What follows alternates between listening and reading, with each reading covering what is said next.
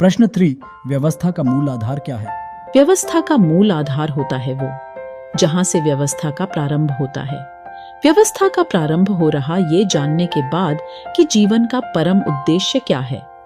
परम उद्देश्य जान लिया कि सभी प्रकार के इच्छित सुख ही जीवन का परम उद्देश्य है, और ये भी जान लिया कि तीनों प्रकार के सुख ज्ञान, कर्म और भोग से आ रहे हैं। तो ज्ञान, कर्म और भोग का लोगों की इच्छानुसार वितरण, ये ज्ञान दर्शन के द्वारा होता है। ये निर्माण और वितरण का कार्य अर्थशास्त्र के द्वारा सरलता से हो जाता है, वो भी सही प्रकार का अर्थशास्त्र जिसमें उपरोक्त प्रकार से निर्माण और वितरण हो सके। इस अर्थशास्त्र का ऊपर आप अध्ययन कर चुके हैं। कुल मिलाकर कह सकते हैं कि दर्शन शास्त्र और अर्थशास्त्र से ही प्रारंभ किया जा सकता है।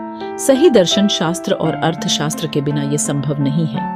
चाहे हम संविधानों में या पुस्तकों में कितना भी मधुर मधुर क्यों ना लिखते हैं, सही अर्थशास्त्र ही वास्तविक जीवन में उस धरातल का निर्माण कर पाता है जिसमें हमारे सारे सुखों का निर्माण हो पाता है और उनका यथोचित वितरण भी हो पाता है।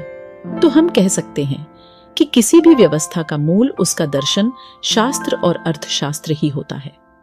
जहां दर्शन शास्त्र और अर्थशास्त्र सही है, वहां हमें इच्छित जीवन की प्राप्ति हो जाती है।